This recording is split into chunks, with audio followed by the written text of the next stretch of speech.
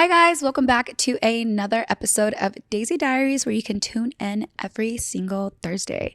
You guys, I am so excited for today's episode because I am finally back after being gone for an entire month. I was actually in Mexico, and that might be a surprise to a lot of you because, as y'all know, I do not have my citizenship or green card. So I'm going to tell you guys how I was able to go and my experience entering the United States. I literally almost shit my freaking pants. Like, it was such a terrifying, humbling experience. And this second time going was so different than the first time. I'm gonna get really not educational, but I want to inform a lot of my DACA recipients to apply. I highly, highly, highly, highly recommend anyone that has DACA to apply for advanced parole, which is how I was able to visit. Because if you get accepted to go to your home country under advanced parole and you enter with that permit, you quote unquote entered legally now. So it'll be easier for you to fix your citizenship or get a green card, visa, etc. So I highly recommend anyone that is under DACA to travel to their home country under advanced parole. So for those that don't know, advanced parole basically allows us to visit our home country under humanitarian reasons. So it could be, if it's a family emergency, it could be for dental work, it could be for educational purposes. You can even go if it's like a family destination wedding. There are so many reasons for you to travel under advanced parole. I know that you can do it on your own, like you can apply for it on your own. I am so scared when it comes to like my paperwork and stuff. I don't want to fuck up when it comes to that. So I have gone to immigration lawyers. So the first time around, I went to Casa Guanajuato, which is based here in Dallas. So if you're local, I highly suggest you go with them. They are amazing. And the second time around, I went with Attorney Martinez. She is the best, and anyone can access her online. But I do want to talk about my first time. So the first time that I applied for advanced parole, it took me, I would say, like a good 4 or I think like 4 or 5 months, like 4.5 months to get approved. And I had applied because my grandpa had passed away, may he rest in peace, and I wanted to be there for his funeral. I didn't know that it takes months to get approved. So by the time I got approved, the funeral had already happened and everything. But nonetheless, I was very thankful that I got accepted. I will never forget when I got the letter in the mail, because you just get a letter in the mail and you never know when it's going to happen. So I remember it was just like a random Tuesday. I was driving. My mom calls me. She's like, "You need to come here now." I'm over here thinking the worst. I'm like, oh my God, what happened? Like, I'm like freaking out. And she shows me the letter and I just remember jumping and screaming. It's like, it's such a surreal feeling. And to a lot of people, it might not seem like anything, but to us DACA recipients that are not able to travel, it's just such a blessing. So I just remember jumping and screaming and crying. I was so happy that I was going to be visiting Mexico legally this time and being protected. For those that don't know, the last time that I had been to Mexico was when I was 9 years old and I had to cross the border coming back. So that was super traumatizing. And I told myself, like, I'm never going to go back to Mexico if that's how I have to do it. I have a whole YouTube video on my experience crossing. And it's so, I don't know, that video, not that it triggers me, but I haven't watched that video in years because it just makes me cry and it gets me emotional. But I was so nervous the first time going to Mexico. I was nervous to see my family as well, but I think I was more so nervous because I'm like, okay, but what if they don't let me back in? That is something that crossed my mind every single day that I was in Mexico, because anything can happen, honestly. But I was nervous for my family because, the last time that they had seen me, I was 9 years old versus now I was 23 the first time that I went back under advanced parole. Just 2 years ago. I was like, oh my gosh, the last time that they saw me was 9 years old and now I'm 23, I'm grown, they follow me on social media so they know what I do. And like, I'm like, what if they treat me differently? Like I just didn't know what to expect, but they welcomed me with so much love. I got so close to all of my cousins and my tias and my tios. It was such a beautiful experience. I was so thankful that my stepdad was able to meet me over there. So he showed me around a lot and took me to a lot of really cool places like the pyramids. He took me to San Luis, which is where I was born. Both my mom and I were born in San Luis Potosí. But every time I visit Mexico, I stay in Ojuelos. That's where both of my grandmas are at. both my dad's side of the family and my mom's side of the family. Um, but yeah, so the first time coming back, like entering the United States, I land and I immediately go to customs. And I do have more information on my Daisy DACA Foundation Instagram on like the documents you should take, the preparation, like all of that, just in case like you want to screenshot it and, you know, for future reference. But I'm going to tell you guys a little bit about it. I get there and you go through customs, and I remember the airport was so empty. So I immediately went straight to customs. They look at my passport, you know, they asked me like one or two questions, and I thought that was it. They're like, oh, like, you know, where do you live? Like, why did you visit Mexico? And like, they start asking me just like, he asked me like 3-4 questions, and I thought that was it. And then he's like, all right, like now follow me. And I was like, oh my gosh, where's he taking me? Like, I was like, am I in trouble? So then they took me into this like a little room.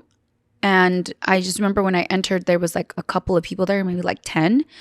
And I sat next to this lady and I asked her, I was like, oh, like, how long have you been here for? And she's like, 2 hours. And I was like, oh my gosh, like, there's no way I'm about to be here for 2 hours. Luckily, I think max it was like 30 minutes. But when you're waiting in that little room, it's just so nerve-wracking because the room is silent. Okay. You can drop a pin and you will be able to hear it. Like, everyone's silent. Everyone's just kind of like looking around, waiting for their turn. And like I said, like, if they don't want to let you back in, they will not let you back in, you know? And so they had called up my name. They asked me about like 5 to 10 questions. Everyone's different. And so they asked me like, what's your name? What was your reason of going? Where did you stay? Who did you visit? Like they asked me like 5 to 10 questions. And then after that, they like stamp and they give me my paperwork. And then I was able to leave. I was so relieved. I was so happy to see my mom.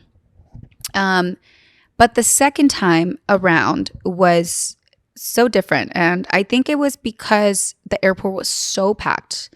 This time I took about like 3 hours, but because I took like an hour and a half in line waiting for customs, and then it was another hour and a half in that little interrogation room. And this time they didn't even ask me a single question, again, because I think the airport was so packed. And that room, we were overcrowded in that room. Like, people were standing up. There was no more seats to sit down. And it was hot. It was just like, I'm pretty sure they were just trying to like make it go through quicker, because they literally just said my name and handed me the paperwork, and then I was out. So that's what I'm saying. Like, I feel like you just don't know what person you're going to get and what questions they're going to ask. You can't really like mentally prepare yourself for what they're going to ask you. But as long as you have your paperwork ready, you should be good. Oh my God, this is why I almost shit my pants. I forgot. So when it was time to leave Mexico, right? Actually, hold on, because let me tell you guys about this second trip. This second trip was actually 100 times better than the first trip, because I had already established those relationships with my cousins and my tios and tias. Like, I was closer to them. So it was just so much more warm and welcoming. And I just love being in Mexico so much, you guys. Like, I genuinely thought about moving there because life is just so peaceful and simple, and I'm more present. I really wasn't on my phone. Like, I was just truly basking in every single moment that I was there. Also because, like, you know, my abuelitas are at that age already where you just don't know when that time is going to come. And so I really was just trying to be as present as possible. I'm so thankful that both of my abuelitas are there, and I also was able to take them to San Miguel de Allende. San Miguel de Allende is so beautiful. Now, this is where I fucked up, because I told my grandmas, I was like, you know, I'm going to take you guys, like, let's go somewhere. We stayed at the most beautiful hacienda, but when we pull up there, okay, the car was like boom, boom, boom, boom. And I was like, oh my gosh, the roads here are made out of brick. One was up, one was down, one was sideways. And I was like, how are we going to maneuver around here? Both of my abuelitas have canes. You know, they've had gotten hip surgeries. They have gotten surgeries. So they can't really stand for too long. They can't walk for too long. So I was just like, oh my gosh, like, I fucked up by bringing them here. I was just trying to give them like a relaxing little trip. And now here we are, right? But thank God that Daphne, my sister, met me up there, because she had one grandma by the arm and then I had the other one. But we stayed at this beautiful, beautiful hacienda that I had on my Pinterest board forever. Mir Palais, I think that's how you pronounce it, shot this campaign there. And I was like, oh, it would be my dream to stay in this hacienda. And I manifested it, and it happened. I have it on my TikTok, the name of the Airbnb, but it was the most beautiful hacienda ever. The rooms, the attention to detail, it was just like an actual hacienda, right? And so the guy that showed us around, he's like, oh, this hacienda is 400 years old. And I was like, oh. As soon as he said that, I was like, all right, there has to be some kind of spirit in here, haunted or something, you know? Me with having to deal with paranormal activity in the past, I'm like, there's something here for sure, right? So, little scary story time. Okay, get your popcorn ready. I love scary story times, except when they happen to me. But okay, so the first night, because of my grandmas, you know, they're a little bit older, they stayed downstairs and the main room was upstairs. And so Daphne and I were upstairs and, you know, we put on some cute outfits. We were like, let's take some pictures, drink a little bit of wine. So in the midst of us taking pictures, I just see Daphne like go and she like grabs her skirt and I'm like, what happened? And she just looked so pale and I'm like, are you like, what happened? And she's like, Daisy, somebody just pulled my skirt. And I'm like, bitch, what do you mean? I am like low-key panicking on the inside, but I'm like, okay, if I panic, she's going to panic even more. So I was like, oh, it was the wind or it got stuck on the table. And I start coming up with all these reasons as to why that happened. And she was like, yeah, you're right. And so I was like, okay, whatever. Like we continued to take pictures and I was trying to distract her. But after that incident, she's like, there's no way in hell I'm staying up here. So I was like, fine. So we stayed downstairs in one of the other rooms, but it was so hot down there that I kept telling Daphne, like, let's just sleep upstairs. But she was so scared. She was convinced that somebody pulled her skirt. And I was convinced that it literally was like the wind or something, right? So you guys, it wasn't until the next morning that we're sitting down about to eat breakfast with my abuelitas. And, you know, we're kind of like laughing about just the first night or whatever. And I'm like, oh yeah, abuelita, like, guess what? Like somebody pulled Daphne's skirt. And both of my grandmas look at each other and me and Daphne look at each other like, what? Like, did something happen to you guys? And my grandma, mi abuelita Cuca, that's her name. She was like, no, she's like, ayer también me asustaron a mí, saying that she also like somebody scared her. And I'm like, what do you mean? I'm so glad it's already daytime. Okay. Cause I knew that she was about to tell me something scary. She said that whenever both of my abuelitas were outside, like just sitting down, like, you know, just enjoying the sun, that somebody pulled her chair back. And that my other grandma looked at her and like grabbed her, like, are you okay? Like, what was that? Like, what did you do? And she's like, no, that wasn't me. Like somebody pulled my chair. Why would my grandmas make that up? You know? And so both of them actually looked truly freaked out. And both of my grandmas are super religious. And so she was like, yeah, she's like, I don't know, like I have a bad feeling. And I am over here still trying to like come up with all these reasonings. I'm like, what if like, you know, you were like on a rock? Well, what if you were like not? I was just trying to come up with anything. But all of them were convinced that the place was haunted and that there was somebody there like fucking with them, right? To me, I'm just kind of like, why aren't they fucking with me? You know, like the fuck, do they like me? No. But so anyways, the second day goes by and it's nighttime. And my grandma tells me, oh, wait, did she tell me in the nighttime or in the morning? No, she told me in the morning for sure, because if not, I would have been scared that night. So yeah, so I guess the next day we're eating again and she tells me, she's like, I don't know what spirit is here, but it keeps trying to like mess with me. And I was like, what do you mean? Like, did something else happen?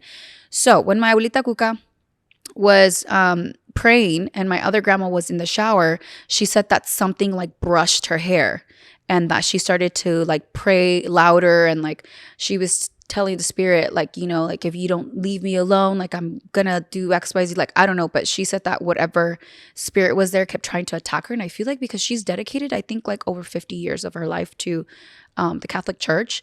So I don't know what it was, but that time I really did get scared because my grandma did not want to go to sleep without her rosary. And like both of my grandmas were just scared. Daphne was scared. And so I was like, okay, well, good thing that, you know, we leave tomorrow morning. But that is a little paranormal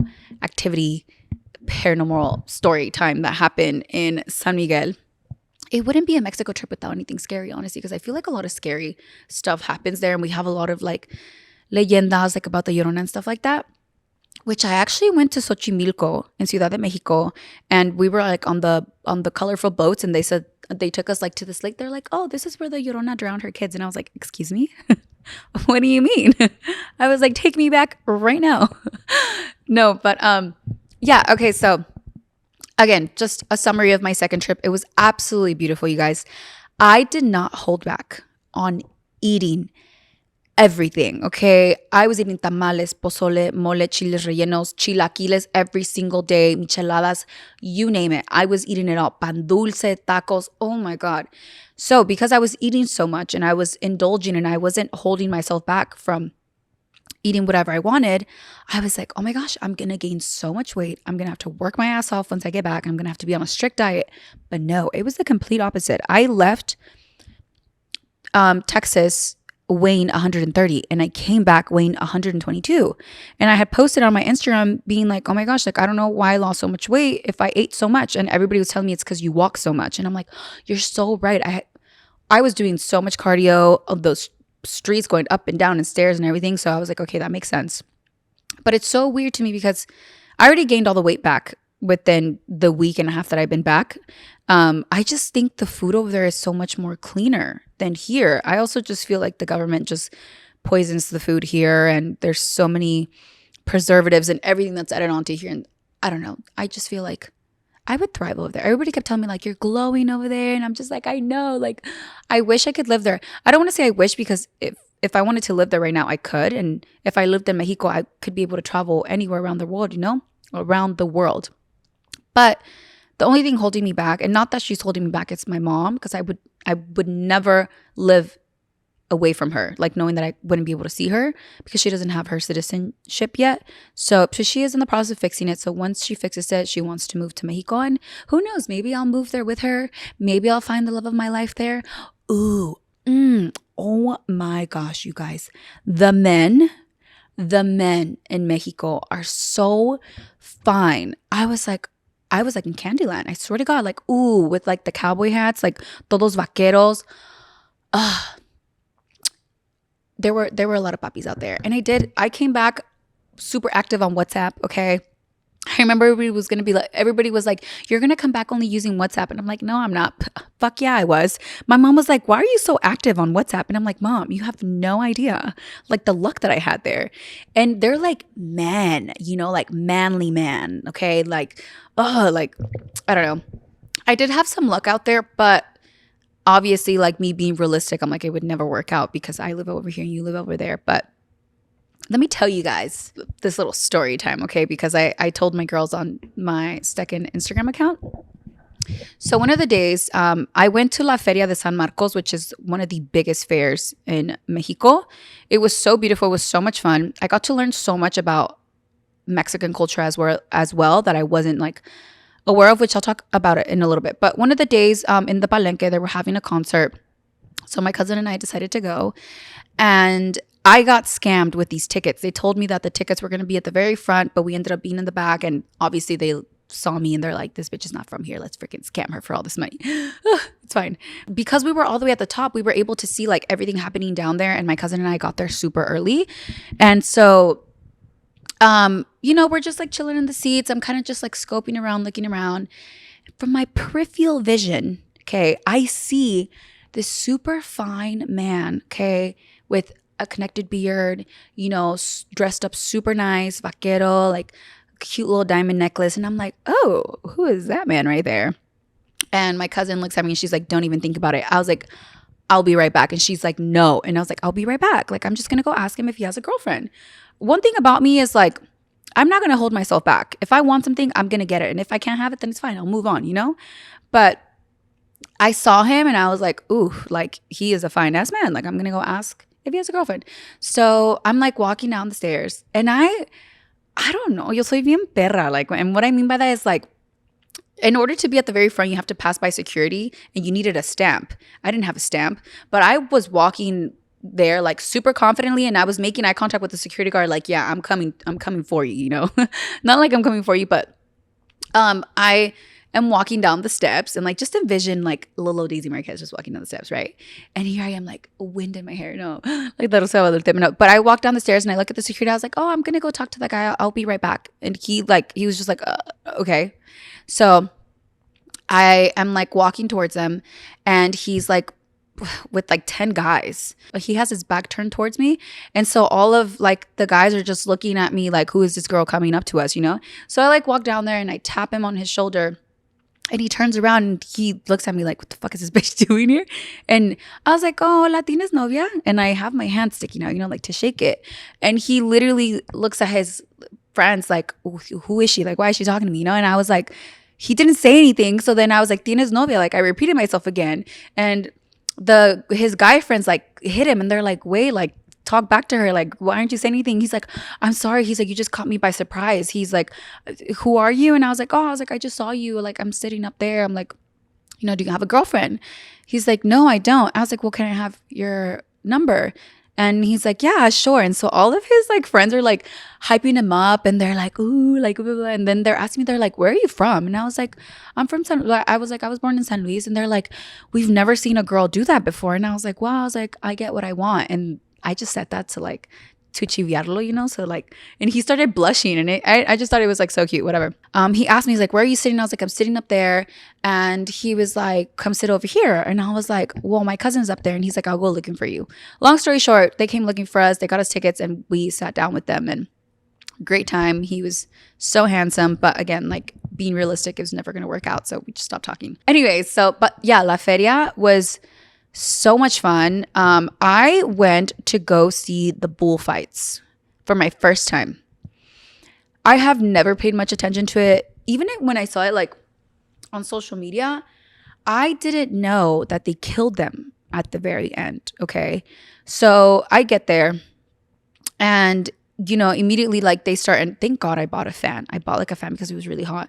And I see that they stab them with like these long things. And I'm like, oh, I remember when they first stabbed the toro, I was like, what? I was like, why? What's the purpose of that? And, there was this guy sitting next to me. He's like, is this your first time here? I was like, yes. He's like, well, that's the fun of it all. He's like, they torture them until they kill them, but it's a skill. It's a skill. And it takes it. And I'm just sitting there like, oh, hell no. And I'm like, how long does this last? He's like, this is the first bull. He's like, there's 6 to 9. And I was like, oh, girl, no. I barely lasted by like the second and a half one. I had my fan like this the entire time. And I refused to look at it. I literally was just drinking my michelada the entire time. I was on my phone. Like, I don't know. Like, it's just so cruel to me. And I understand that it's like not really like, somebody told me that it's not really Mexican culture. It's like Spain's culture. But then we adapted to it. But I was just in shock. And then at the very end, when they like drag him out, I was just like, pobrecitos, like, I don't know, like me dio tanto sentimiento. But after that, then we went to go see the peleas de los gallos, like the chicken fights. I had no idea that they put blades on their feet. Like, I thought that they were just like scratching each other. So when I saw the first ones fighting and then I saw blood squirting, I was like, how did that happen? And they're like, they put blades in there. And I was like, oh my gosh. Again, I couldn't handle it. So we left immediately. And as we were leaving, I see this guy like stitching up the chicken. And I'm like, what is he doing that for? And they're like, oh, like, so they can fight again. And I'm like, the poor chicken is dying. And they just stitch it back up and they throw it back in there to fight until they die. I don't know. It was a shock, but like, I don't know. I just never really paid much attention to it. And I know that a lot of people like it and it's a part of the culture, but I don't know. I was like, I can't do it. But all in all, it was just incredible. And I wanted to share it with you guys, my experience in Mexico. Sorry, you guys. So this is my first episode filming by myself, right? And obviously like I don't have anyone here checking the camera or checking the audio. And so I had already filmed half of this podcast, and then I realized that I didn't press record on the audio. So I basically just talked to myself for no reason. So I'm like having to check to see if it's still recording because I'm like a little bit traumatized. So now, for those that are listening or watching, if you are under DACA or if you know someone that's under DACA and they have been wanting to apply for advanced parole, I cover the cost of that. My foundation covers the cost of not only the DACA renewal, but the process fee of advanced parole. I also do want to say, I think it is so fucked up that the government increased the prices of not only DACA renewal, but advanced parole. So in order to apply for a DACA renewal online, it's no longer $495. Now it's $555. And if you want to do it through paper, it's $605. I just think that is absurd. Advanced Pro applications have increased from 575 to 630. Like, that is just insane to me. Like, I feel like us DACA recipients already have it hard enough, and like we're always on the edge. We don't know when they're gonna take it away, or if something's gonna happen. And this was just so random that I was just like, but why? Like, why us? Like, we have to be on our best behavior, and in school we have to have good grades and no criminal record and like all this. And then they're like, oh, well, now we're gonna increase the prices. It's like they just don't want us to fucking win. Like, it's nerve-wracking, honestly. But I know that I'm gonna get my citizenship one day, and a lot of people ask me like, why haven't you married someone? Why haven't you this, or why haven't you that? And to be honest, I had the experience of like somebody holding it against me, being like, well, without me, you're never going to get your citizenship, or without me, blah, blah, blah. And I hated that feeling of like somebody holding something so close to my heart, like in my face, like almost dangling it. I just hated that. And I told myself, I was like, you know what? If I get my visa, it's because I did it on my own. Or, if I get it through marriage, it's because I was in love, and not just because of wanting to get, my citizenship. I don't know. It's not that I'm prideful, but like I said, it's just something so special to me that I would want to do it the right way, if that makes sense. It would fulfill my heart way better. But yeah, head over to daisydacafoundation.org. Oh my goodness gracious. You guys, I almost forgot to tell you all that I just launched my own scholarship. No, for real. Oh my gosh, I almost forgot to tell you guys.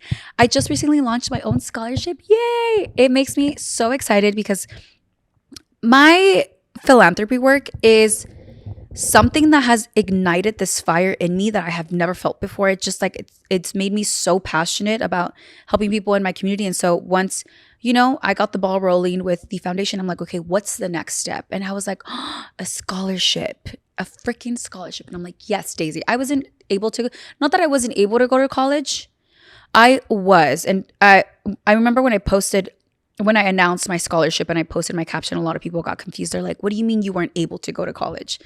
Sorry, I have like my ADHD. Like, I start talking about one thing and then I think about something else, and then like, you know what I'm saying? Like, I started talking about like 10 different things and I lose track of what I was actually talking about. But what I was going to say is, so I got accepted to UT in Austin, and I had a couple of thousands in scholarships, but because I am an immigrant, they were charging me as an international student. I could have taken out loans, etc., but it was just too much money. It was too much money that I was like, no, I'm not doing that. I'm not about to pay double because of my immigration status, and like, I'm not gonna have my mom, stress herself out about the money, because my mom literally was like, I'll do this and I'll do that and I'll sell this. And I'm like, no, I don't want you to go through that, like, so that's the reason why I didn't go to college, was because I was broke as fuck and I couldn't afford it. And I didn't want to be I didn't want to be in debt, honestly. Like, that's the main reasoning.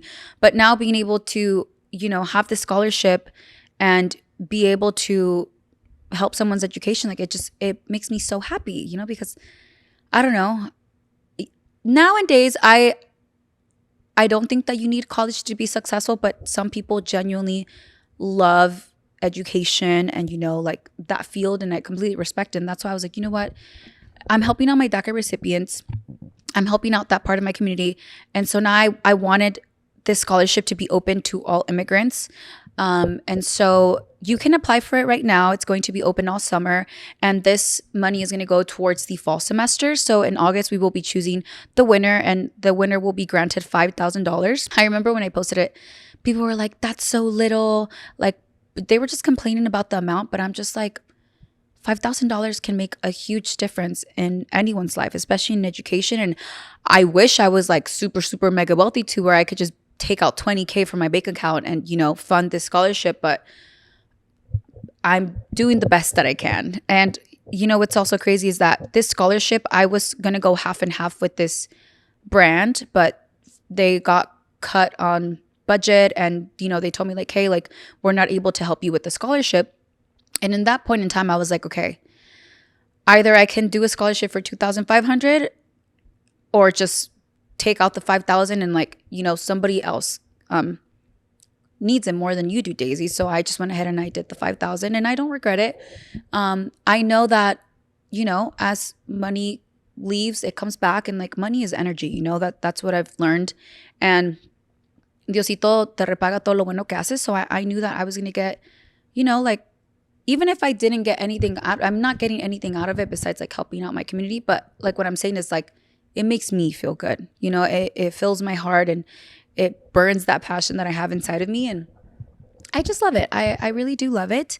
I think philanthropy is my biggest passion right now. I feel like it has to constantly change. Like, for example, like with YouTube, I feel like I was so passionate about it. And you guys have to understand, like, I did it for so many years that I kind of like just like burned out, if I'm being honest.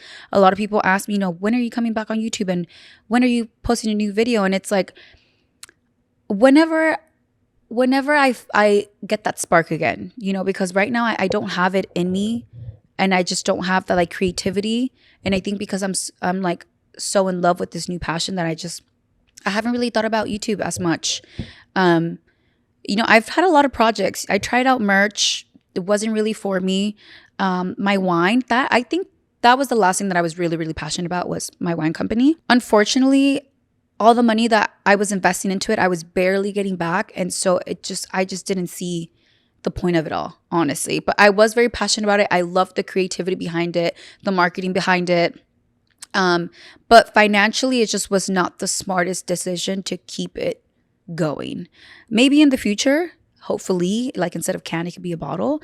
But the beverage industry is very hard, especially as a woman, especially without any investors. Like, you need like a big team around you for you to have like a very successful beverage company. But I loved it. I think it had its time. And now it's philanthropy. Now philanthropy is my passion. Makeup is my passion. My family's my passion. Honestly, I'm at a point in my life where I'm doing things that I love, not things that feel forced. Because I feel like once things start to feel forced, like when I felt like I was forcing myself to film YouTube videos, it sucks the energy out of me because it's no longer enjoyable, So if you feel like you're in a position where you no longer feel like you're flourishing or thriving, babe, you have to get out of it. Whether it's a relationship, whether it's a friendship, whether it's a job, whether it's anything, in any situation, if you feel like it's draining you, you have to just let go and try something new. Like, I feel like life is all about taking risk. It really is. And we only have one life. So it's like, might as well just do what makes you happy. Okay, so now before we wrap up today's episode, I did ask you guys on my Instagram to ask me some questions for me to answer on my first solo episode. I think it's so funny because I should have done a solo episode as my first episode, but kind of doing it backwards. Getting the hang of it, you guys, And for the most part, most of the questions were positive, but a lot of them were bringing up the mistake that I made in 2019, which I kind of want to briefly talk about it. Because obviously every single time I post, any single time I'm collabing with someone, or it just in general, it gets brought up and it gets thrown in my face as if it's going to make me feel some type of way. And to be honest, it doesn't. I've learned that somebody recently told me this. They were like, Daisy, sometimes good people make bad choices, and that doesn't mean that they have to pay them for the rest of their lives. And I have to completely agree. Any mistake that I've ever made in my life, it does not define me. It does not define who I am. It took a lot of courage for me to sit in front of a camera and tell the entire world of this mistake that I made. But ultimately, I did it because I wanted to close that chapter in my life. I wanted to get closure. I had to forgive myself for, making that mistake. And in order for me to move on from it, I had to admit and tell my truth to the world. I knew that in doing this, I was going to get a lot of backlash and hate, and that's fine. I can handle it. I know that not everyone's going to like me, and I'm okay with that. But for it to constantly be thrown in my face, it's just like, what do you guys want me to do? Like, I already owned up to it. I took accountability. I apologized, closed that chapter, and I'm moving on. So it's just like, what do people want me to do? Like, cry myself to sleep, be depressed, like kill myself or something? Like, I'm not going to do that, Like, I do not let my mistakes or my reputation define me. I know who I am. And ultimately, what I want you guys to remember, and like this has liberated me from a lot, is that if someone doesn't like you, that's a them problem. If someone hates you, that means they hate themselves, because a person that is happy with themselves does not have time to spread hate and negativity. So anytime somebody tells you anything negative, it is merely a projection of themselves. So don't take anything personal, especially a stranger online. You get me? Like, I am such a happy person and my family loves me. I love myself. Like, I'm healthy and that's all that matters. And so, yeah, that's all I have to say about that. Another question that I got is like, how do you feel about all the hate and backlash that you get? My answer to that is I don't feel any type of way. I don't feed into it. It's kind of like if I see something, I scroll past it. If someone's commenting negative stuff, I block them. It's like out of sight, out of mind. I don't have time to entertain that. And I rather focus on the people that do support me and the positivity that I get and all the love that I receive. Because and at the end of the day, I do feel like the positive ways outweighs the negative.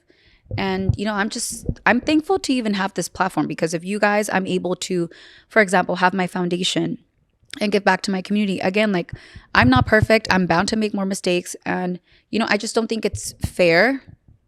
But again, it's the internet. You can never really take anything serious on the internet. So yeah, just don't take anything personal. And I don't think you guys should either. And, just remember that a lot of the times people are just projecting onto you. Having said that, somebody asked me about my love life.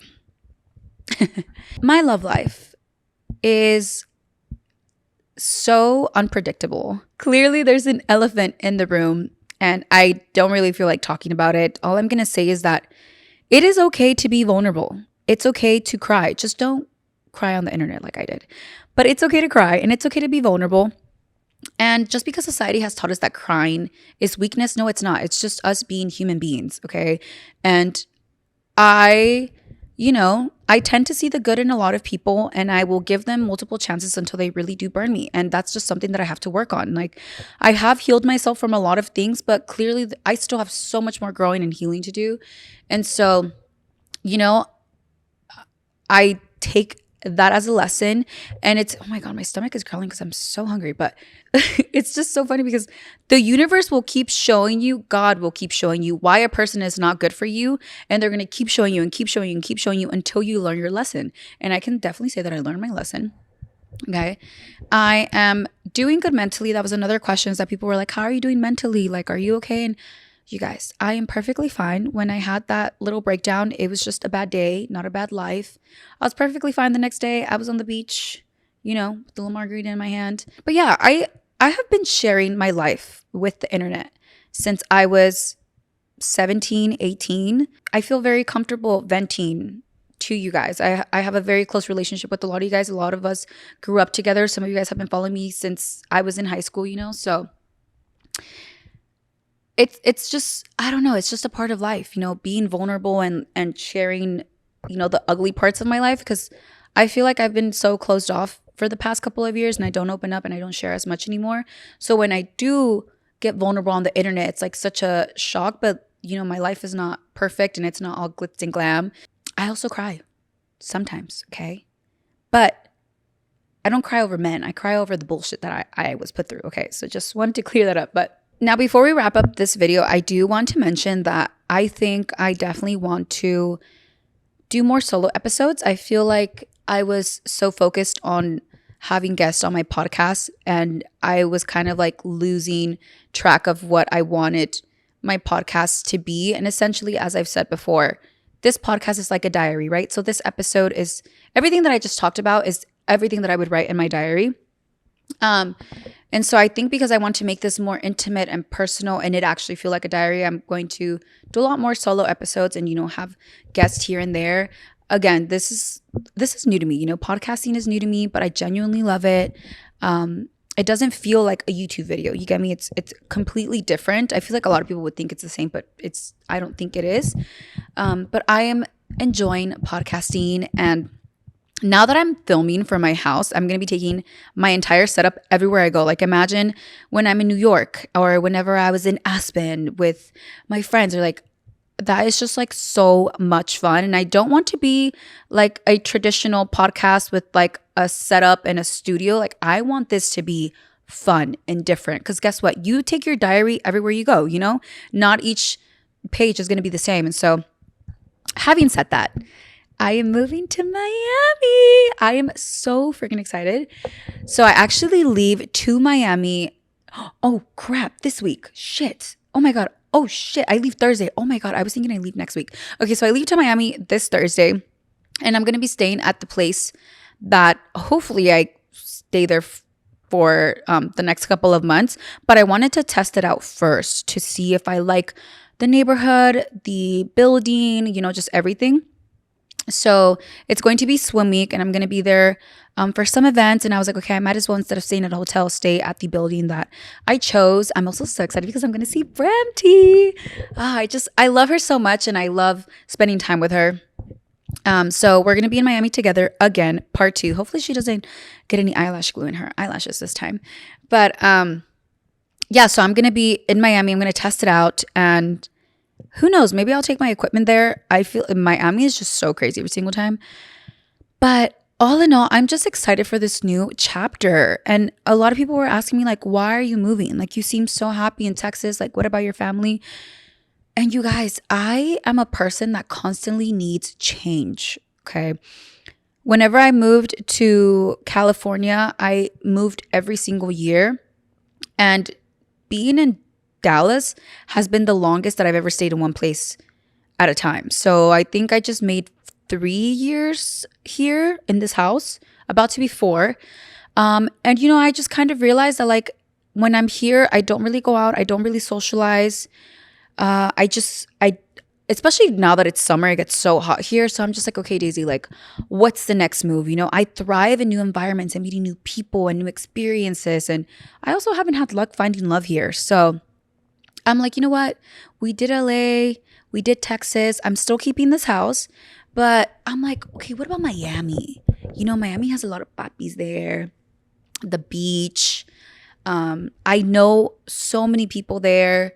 I have already established like a lot of networks there. I have already networked there is what I meant. So yeah, I'm very excited for this new chapter. Obviously, you guys are going to come with me. And that was my cue to stop filming. Okay, so I hope you guys enjoyed this episode. Do not forget to tune in every single Thursday, and I'll see you guys next time. Bye, guys.